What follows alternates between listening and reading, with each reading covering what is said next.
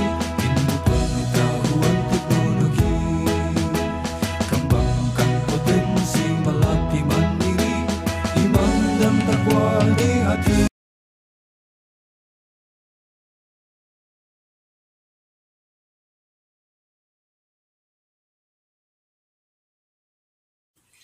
Assalamualaikum warahmatullahi wabarakatuh. Bunda, karya Melly Goeslaw. Ku buka album biru penuh debu dan usang. Ku pandangi semua gambar diri. Kecil besi belum ternoda. Pikirku pun melayang. Dahulu penuh kasih. Teringat semua cerita orang tentang riwayatku. Kata mereka, diriku selalu dimanja. Kata mereka, diriku selalu ditimang.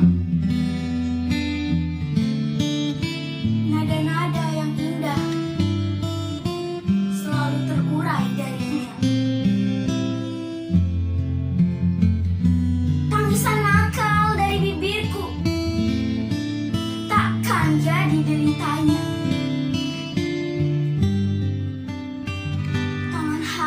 Dan suci telah mengangkat tubuh ini. Jiwa, raga, dan seluruh hidup rela dia berikan. Kata mereka, diriku selalu dimanja. Kata mereka, diriku selalu ditimang.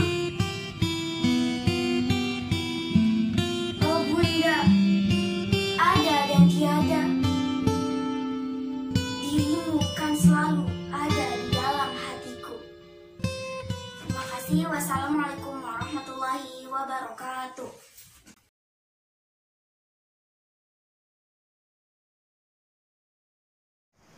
Assalamualaikum warahmatullahi wabarakatuh. Kerendahan hati, karya Taufik Ismail. Kalau engkau tak mampu menjadi beringin yang tegak di puncak bukit, jadilah belukar, tetapi belukar yang baik, yang tumbuh di tepi danau. Kalau kamu tak sanggup menjadi belukar,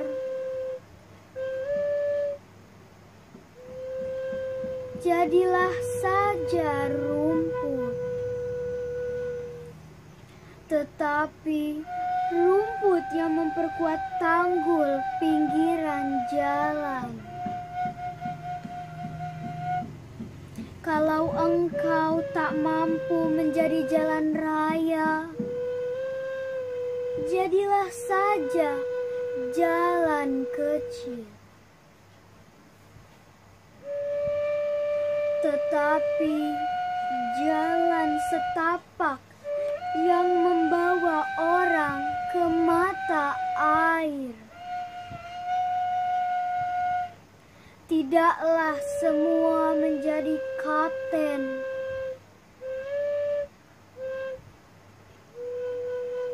Tentu harus ada awak kapalnya. Bukan besar kecilnya tugas yang menjadikan tinggi rendahnya nilai dirimu. jadilah saja dirimu sebaik-baiknya dari dirimu sendiri. Wassalamualaikum warahmatullahi wabarakatuh.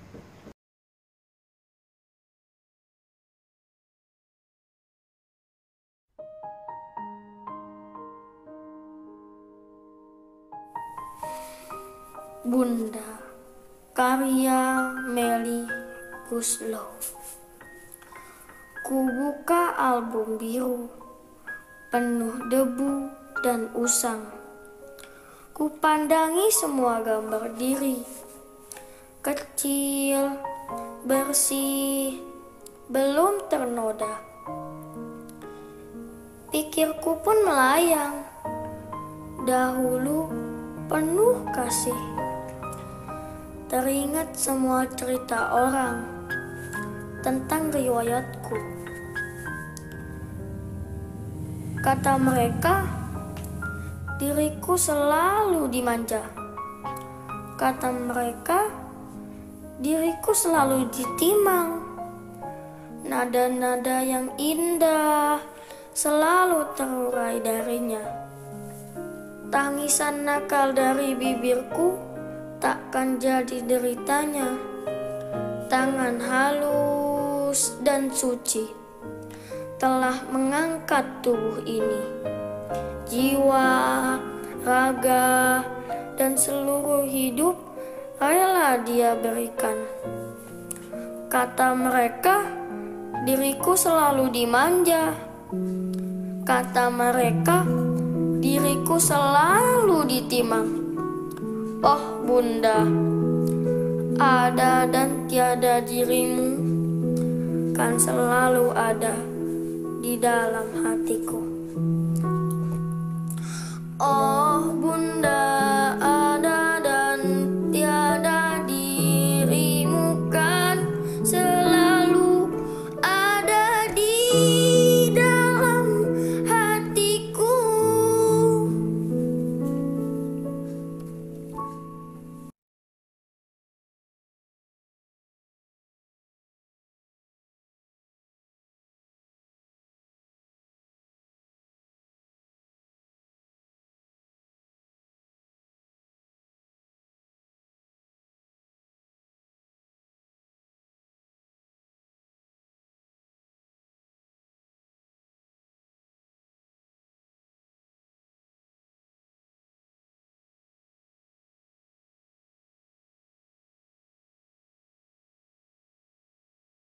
Assalamualaikum, nama saya Faris. Hari ini saya akan menceritakan tentang Ki Hajar Dewantara.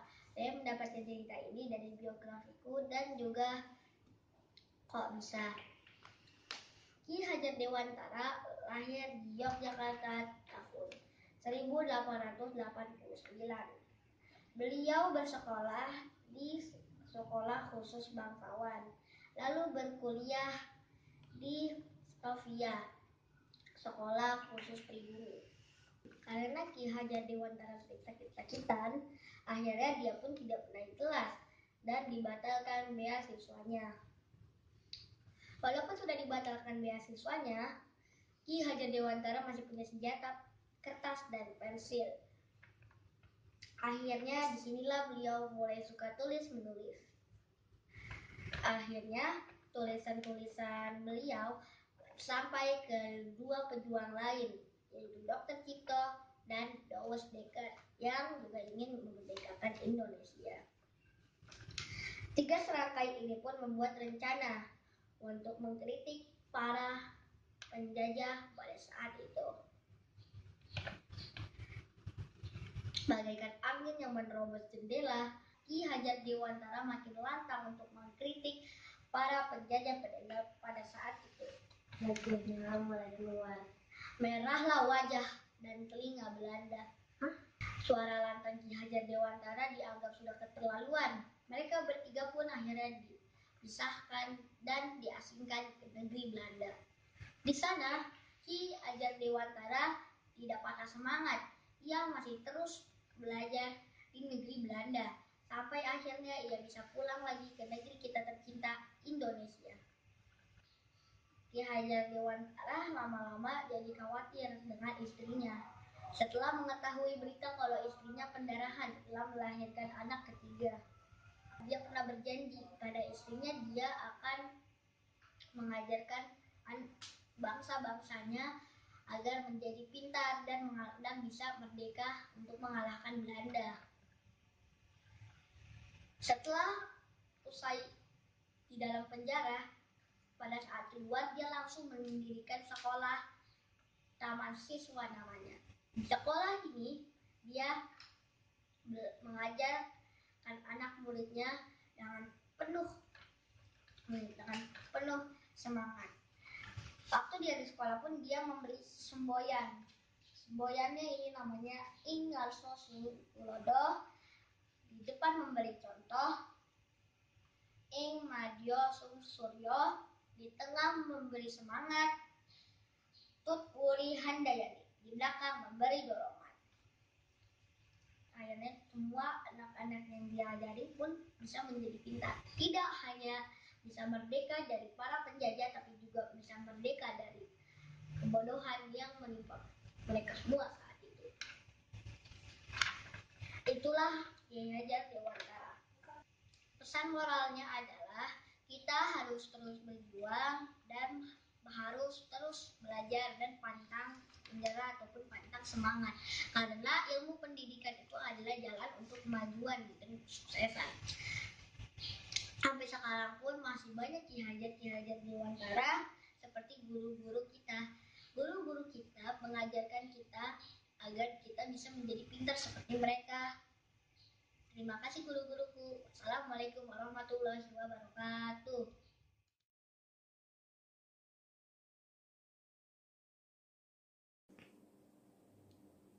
Assalamualaikum warahmatullahi wabarakatuh. Hai teman-teman, aku Nafla Rakila Sakib kelas 2A. Aku akan menyampaikan kisah Kartini dengan tema Ibu Kartini bukan hanya tentang kebaya. Aku mengambil kisah ini dari beberapa sumber, yaitu www.zenius.net dan juga dari beberapa channel YouTube. Teman-teman pasti sudah tahu Hari Kartini kan? Biasanya setiap tanggal 21 April sering diadakan perayaan Hari Kartini. Mulai dari karnaval dengan segala macam atribut tentang Kartini. Yang paling banyak ditampilkan pastilah kostum kebaya, karena memang menjadi ciri khasnya Kartini. Tapi tahu gak sih perjuangan Kartini yang membuat beliau menjadi pahlawan nasional Indonesia? Nah, sekarang aku mau cerita tentang Kartini. Simak ya. Siapakah Ibu Kartini? Ibu Kartini lahir di Jepara tanggal 21 April 1879 dari kalangan bangsawan Jawa. Ayahnya bernama Sosroningrat. Ibunya bernama Ngasirah.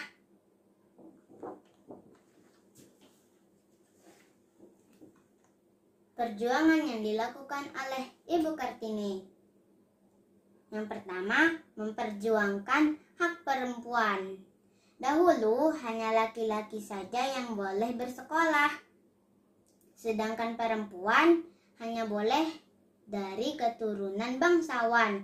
Oleh karena itu, Ibu Kartini berjuang untuk perempuan Indonesia yang punya hak sama dalam belajar.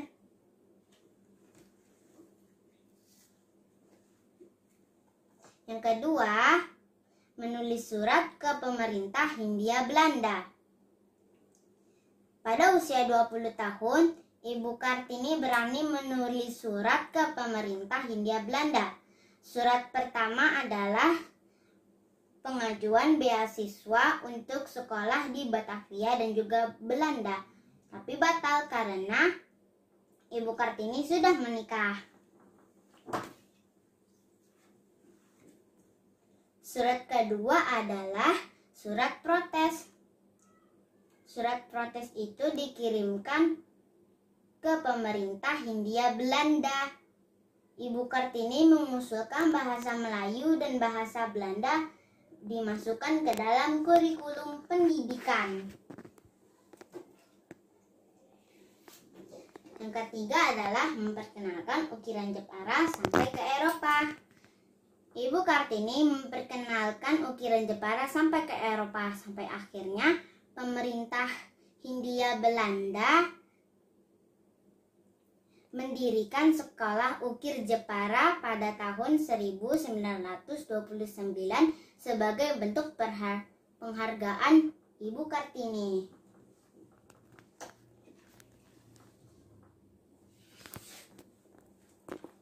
Wafatnya Ibu Kartini. Ibu Kartini wafat dalam usia yang masih sangat muda, yaitu 25 tahun. Beliau meninggal pada tanggal 17 September 1904.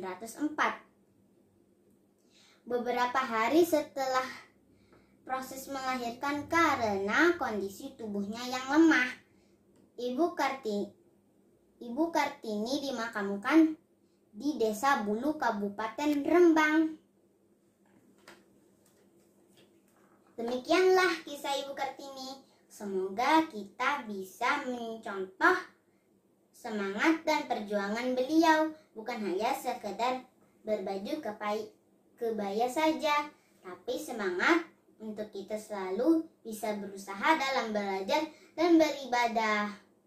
Semoga Allah beri kemudahan untuk kita semua. Amin. Semangat ya teman-teman. Wassalamualaikum warahmatullahi wabarakatuh.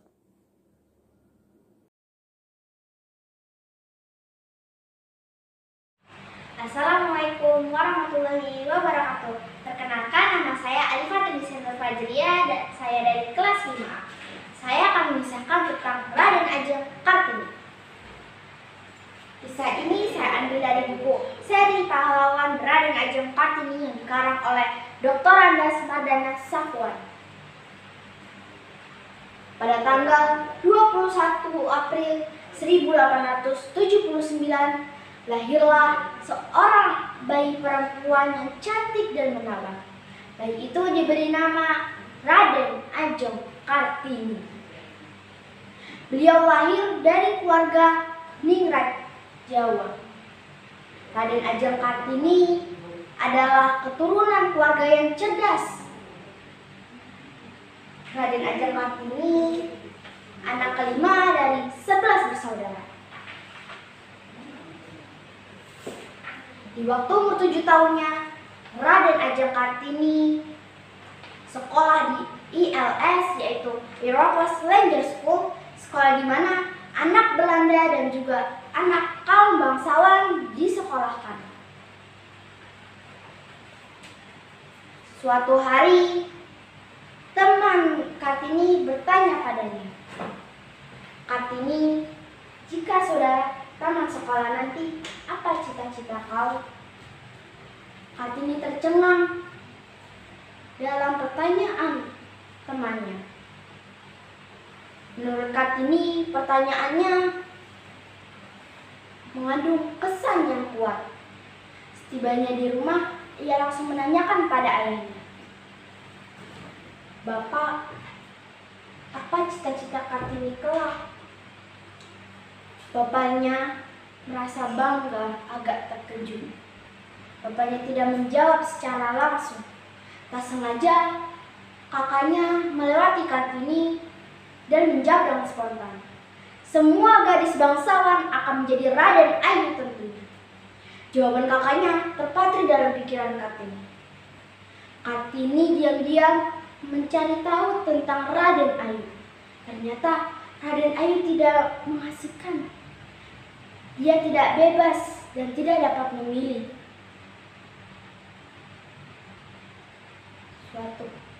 Setelah Kartini berumur 12 tahun, Kartini tamat dari sekolah, dan sejak itu pula Kartini menjadi pingitan.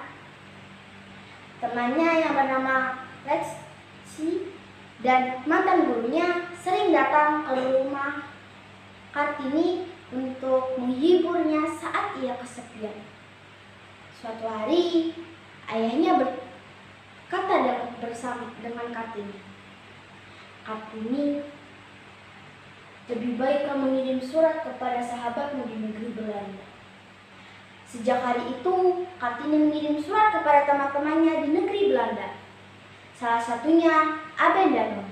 Abendanon selalu menjawab surat Kartini melalui majalah dan juga buku. Pada tahun 1903, Kartini dinikahkan oleh Bupati Rembang yang bernama Joyo Adiningrat. Kartini mengikuti suaminya ke Rembang. Tak lama setelah berumah tangga, yaitu 10 bulan, Kartini wafat, tepatnya 4 hari setelah lahir anak pertamanya pada tahun 1904. Pada tahun 1911, sahabatnya yaitu Abendanon mempunyai ide untuk membuat buku dari surat-surat Kartini. Abendanon mengumpulkan surat-surat Kartini dan dijadikannya buku. Buku itu masih berbahasa Belanda dan buku itu diterjemahkan oleh pengarang terkenal Indonesia yaitu Amrin Pane. Sejak saat itu, buku itu bisa dibaca oleh kalangan apapun. Kalangan itu sangatlah berharga yang berjudul "Habis gelap, terbitlah terang". Nah teman-teman, dari cerita Kartini kita bisa mengambil hikmahnya. Yang pertama, meskipun keluarga kerajaan, Kartini tetap sederhana. Yang kedua, Kartini tidak menyukai adanya perbedaan antara kaum laki-laki dan juga perempuan. Yang ketiga, jika kita banyak membaca, pasti pengetahuan kita makin lebih banyak. Yang keempat, kita harus bersemangat dan gigih untuk memperjuangkan cita-cita kita. Terima kasih. Wassalamualaikum warahmatullahi wabarakatuh.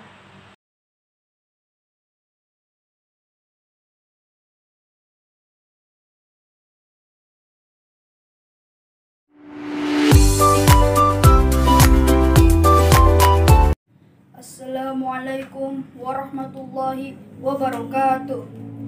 Innal hamdalillah na'maduhu wa nasta'inuhu wa nastaghfiruh wa na'udzu billahi min shururi anfusina may yahdihillahu fala mudhillalah wa may yudlilhu fala hadiyalah.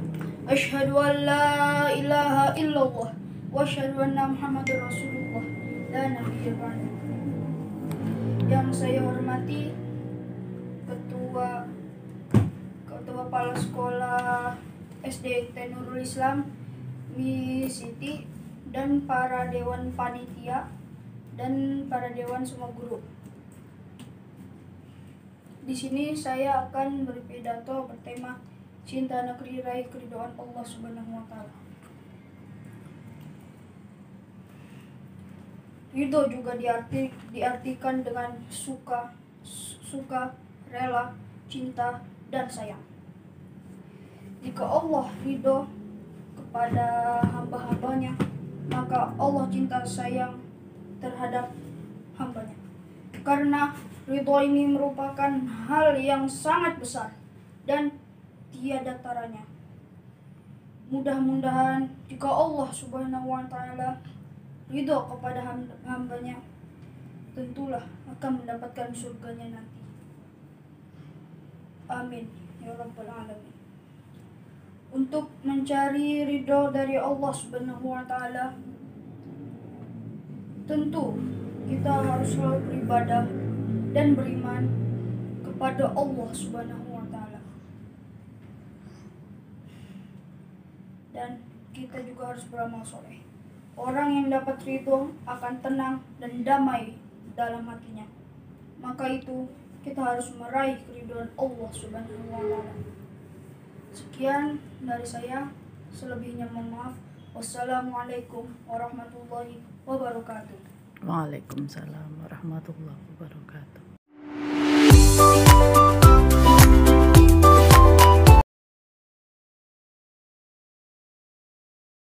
Assalamualaikum warahmatullahi wabarakatuh. Perkenalkan, nama saya Syahra Aprilia. Saya dari kelas 5 Muhammad Yasin Afadani akan membawa pidato bertema Pemuda Islam. Sebelum saya memulai pidato, salam rindu teruntuk Bapak, Ibu guruku dan teman-teman. Semoga Allah selalu memberikan kita kesehatan. Amin ya rabbal alamin. Allahumma shalli wa sallim ala sayyidina Muhammadin wa ala alihi wa sahbihi ajma'in. Amma ba'd. Pertama-tama saya panjatkan segala puji kepadanya dan kami memohon pertolongannya. Ya yang Maha Kuasa, limpahkanlah salawat serta salam bagi Nabi Muhammad Sallallahu Alaihi Wasallam, keluarga dan sahabat-sahabatnya. Sebagai seorang muslim, kita diwajibkan untuk menimba ilmu, apa yang Allah perintahkan dan apa yang telah Allah larang pada utusan, yaitu Nabi Muhammad Sallallahu Alaihi Wasallam. Karena itu kewajiban setiap muslim. Setelah menimba ilmu, maka harus diiringi dengan pengamalan-pengamalan apa yang telah dipelajari. Karena ilmu tanpa amal bagaikan pohon tanpa buah yang tidak menghasilkan apa-apa setelah ditanam. Setelah menimba ilmu dan mengamalkan apa yang telah dipelajari, maka seorang muslim wajib menyampaikannya, yang dinamakan dengan dakwah. Berdakwah bagaimana halnya Rasulullah Sallallahu Alaihi Wasallam menerima tantangan, cobaan dan rintangan selama 23 tahun. Rasulullah penuh kesabaran, di mana cacian dan makian Rasulullah terima dengan lapang dada. Bagi generasi muda supaya menjadi generasi yang islami, akan berkelanjutan atau terus-menerus menjadi kebaikan yang dibudayakan. Juga cita-cita dalam menjadikan generasi Islam yang islami juga akan terwujud. Sekian pidato yang saya bawakan, semoga bisa bermanfaat untuk semua. Bila ada sumur di ladang, bolehkah kita menumpang lagi? Bila ada umur panjang, bolehkah kita berjumpa lagi? Wassalamualaikum warahmatullahi wabarakatuh. Assalamualaikum warahmatullahi wabarakatuh. Bapak Ibu yang saya hormati dan teman-teman yang saya sayangi, alhamdulillah di kesempatan hari ini saya membawakan pidato dengan tema Pemuda Islam. Cintai negeri, raihlah ridho ilahi. Bapak Ibu yang saya hormati dan teman-teman yang saya sayangi, kita bisa baca-baca sejarah tentang pemuda Islam, yaitu salah satunya Usamah bin Zaid. Pada usianya yang 18 tahun, dia mampu menjadi panglima perang dan menaklukkan wilayah Syam. Kemudian Muhammad Al-Fatih, pada usianya yang 21 tahun, dia mampu menaklukkan Konstantinopel. Kemudian Imam Syafi'i, pada usianya yang 9 tahun, dia mampu menghafal 30 juz dan menjadi ulama yang sangat berpengaruh hingga saat ini. Bapak Ibu yang saya hormati dan teman-teman yang saya sayangi, kita bisa baca-baca sejarah tentang kemerdekaan, yaitu Bung Hatta dan Soekarno yang menjadi bapak proklamasi, hingga membuat Indonesia disegani oleh negara-negara lain. Kemudian Bung Tomo yang membawakan pidato berapi-api sehingga menggerakkan rakyat Surabaya untuk menyerang penjajahan dari negara Inggris. Ini dia cuplikan pidato Bung Tomo. Bismillahirrahmanirrahim. Wahai saudara-saudaraku, hari ini tentara Inggris akan datang ke wilayah kita dan mereka meminta kita untuk menyerah dan menyerahkan senjata-senjata kita. Apakah kita harus menyerah dan menyerahkan senjata-senjata kita? Selama banteng Indonesia masih berdarah merah, maka kita harus menyerang dan berjuang. Lebih baik kita mati berkarang tanah daripada kita hidup dijajah. Merdeka atau mati. Allahu Akbar,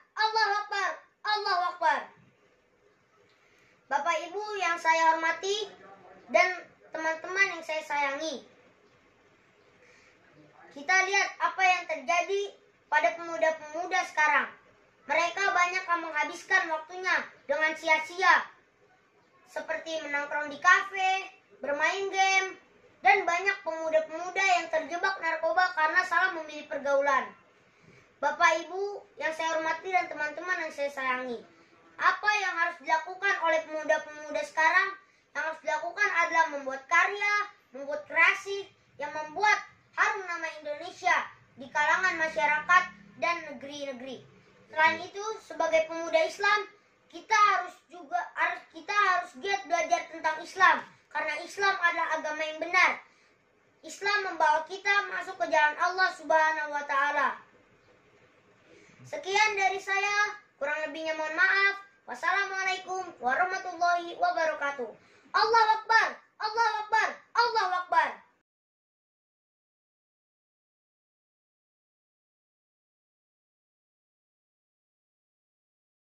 Assalamualaikum anak solehah. Sedang apa?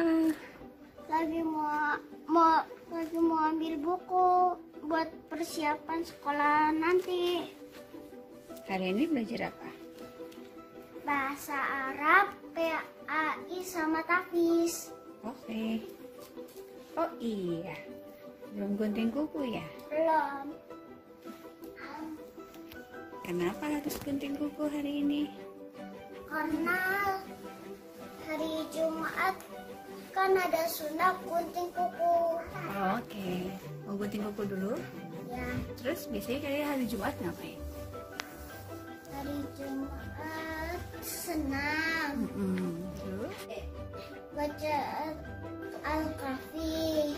Oke, nanti kita baca ya. Ya, Sekarang gunting kuku dulu. sudah gunting kuku.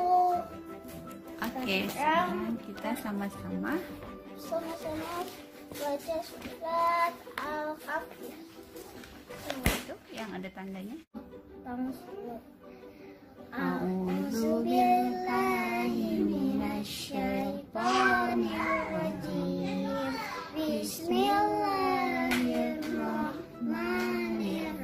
Bismillahirrahmanirrahim. Alhamdulillah. Hilladzi Illazi anzala ala abdihil kitaba wa lam yaj'al lahu iwaja.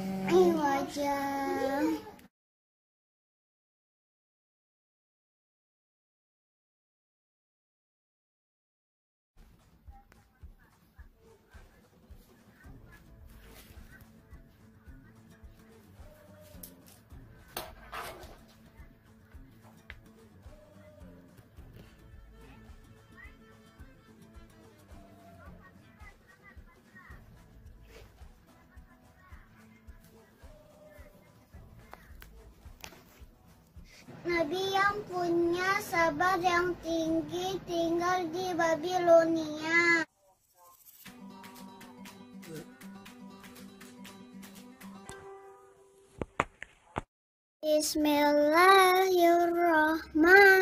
Bismillahirrahmanirrahim.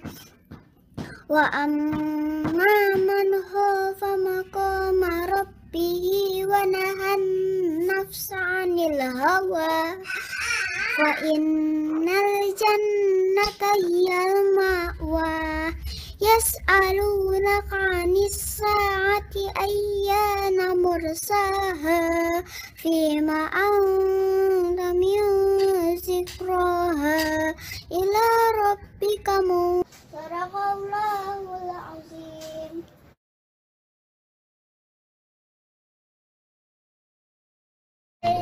Rabbil alamin.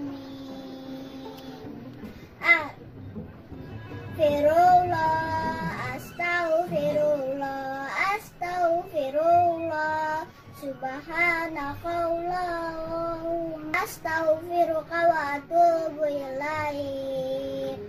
Memberi salam. Assalamualaikum warahmatullahi wabarakatuh. Alhamdulillah, pelajaran hari ini selesai. Terima kasih. Sampai jumpa lagi. Assalamualaikum Wassalamualaikum warahmatullahi wabarakatuh.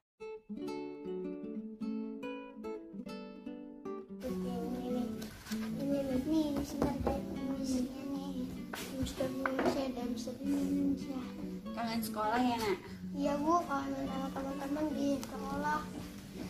Kangen Miss dan Mister juga Bu. Oh iya, sabar ya.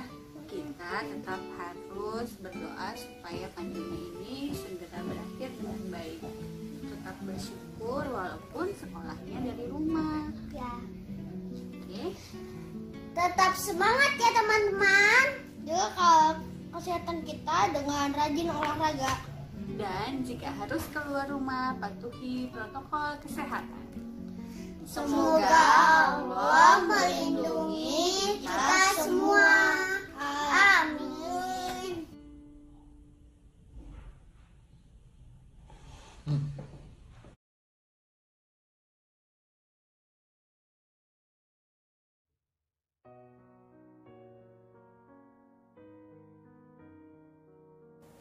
Assalamualaikum, aku Kinara. Aku adalah siswi di Sekolah Dasar Islam di Jakarta Timur. Ini kisahku, hari-hari di mana ku jalani kegiatanku selama pembelajaran jarak jauh karena pandemi COVID-19 ini. Ketika azan subuh berkumandang, ketika itu juga jam maker di kamarku berdering. Aku bangun lalu bergegas mengambil air wudhu untuk melaksanakan salat subuh berjamaah bersama kedua orang tuaku. Dengan penuh semangat, ku persiapkan diriku untuk menjalani hari ini. Dimulai dari sarapan pagi, salat duha, dan beberapa pembiasaan pagi lainnya. Begitu pembelajaran dimulai, aku akan fokus pada setiap pembelajaran yang semua guruku berikan. Walau aneh rasanya belajar online seperti ini. Jika koneksi internet sedang tidak bersahabat, koneksi menjadi terputus-putus, Zoom kelasnya jadi keluar masuk dan audio yang terdengar tidak begitu jelas. Belum lagi jika kedua adikku yang menggangguku saat aku belajar. Aku jadi pusing. Setelah 8 bulan pembelajaran jarak jauh ini, terkadang aku bosan. Tak jarang aku tertidur saat Zoom kelas karena terlalu lama menatap layar gadget membuat mataku lelah dan mengantuk. Tapi apapun yang terjadi, semua harus kita jalani dan syukuri demi masa depan yang sudah menanti di depan sana. Maka dari itu, di rumah saja jangan membuat kita lemah dan bermalas-malasan. Jangan buat diri kita malas bergerak. Mari tetap berolahraga walau di rumah saja. Mari belajar dan rajinlah membaca walau di rumah saja. Mari tetap bersilaturahmi bersama kerabat dan saudara walau hanya lewat udara dan jarak memisahkan. Dari semua usaha yang kita lakukan, yang paling penting yaitu harus berdoa, memohon kepada Allah Subhanahu wa Ta'ala agar wabah COVID ini segera usai dan hilang dari bumi kita tercinta. Agar kita bisa bertemu lagi, berjabat tangan, dan beraktivitas lagi seperti dulu kala. Teman-teman, wabah ini belum usai. Sebagai seorang pelajar berusaha teruslah belajar dan berdoa sebagai firman Allah. Sesungguhnya bersama kesulitan itu ada kemudahan. Quran Surat Al-Insyirah ayat 6. Dan tetap jaga jarak, cuci tangan dan pakai maskermu. Wassalamualaikum warahmatullahi wabarakatuh.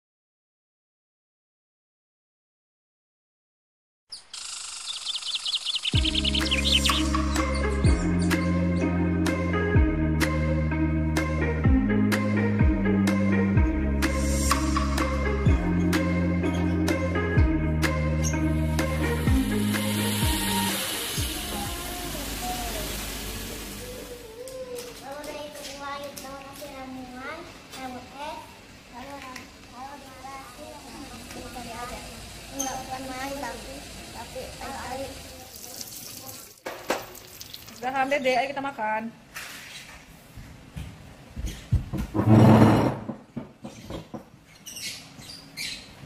Kita bismillah dulu dong. Allahumma barik lana fima razaqtana wa qina adzabannar. Amin.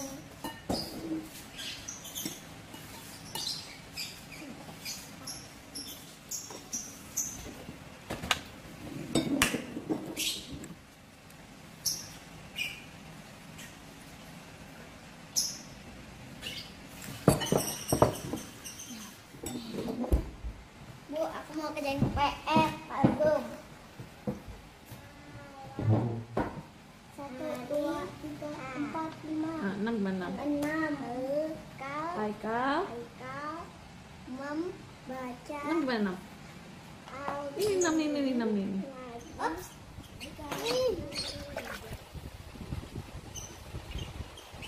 Ya, doakan ke Dede jika Dede marah-marah.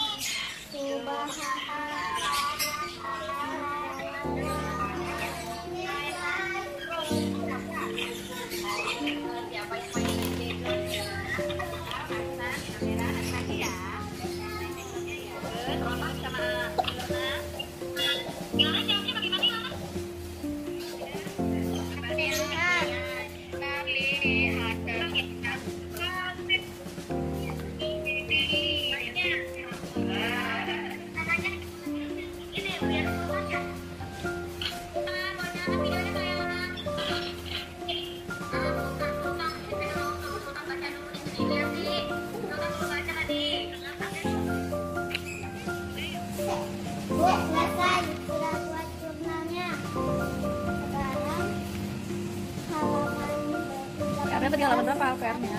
Ya, halaman 18. Capek ya? Hah? Capek?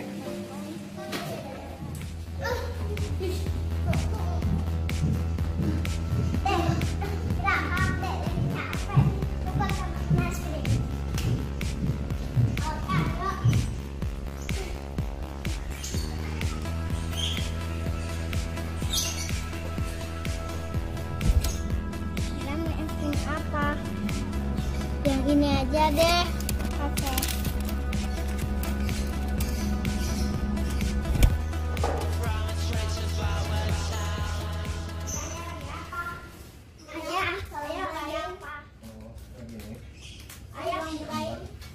Kalau dihapusin virusnya mungkin agak susah, misalnya mungkin juga kita harus rajin-rajin pakai masker, tangan. Kalau mau kumannya hilang di tangan kita, kita harus cuci tangan. Iya, Di rumah terus. iya, semua orang juga di rumah kemarin. Coba nanti kalau virusnya udah hilang, baru kita bisa keluar. Apa ya? Masa Ami mau pesan ya, belajar di rumah ya. Kamu harus semangat belajarnya. Hei, kamu harus semangat. Jangan bosan. Jangan main.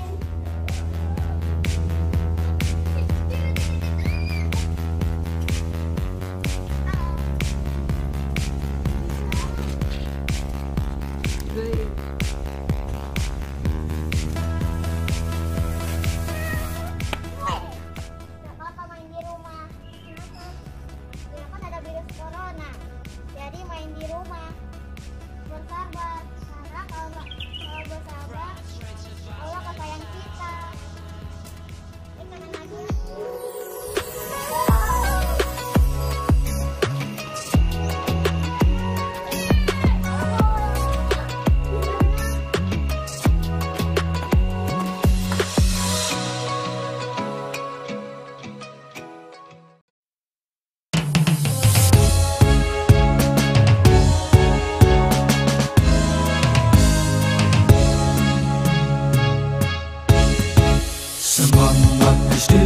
PT Nurul Islam menjadi sekolah unggulan.